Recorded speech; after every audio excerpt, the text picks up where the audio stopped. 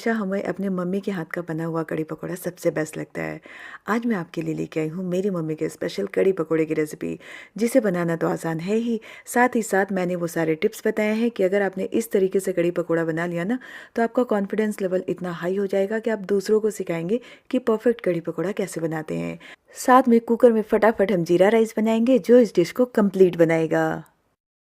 तो चलिए आज की बहुत ही मज़ेदार और सुपर टेस्टी रेसिपी शुरू करते हैं।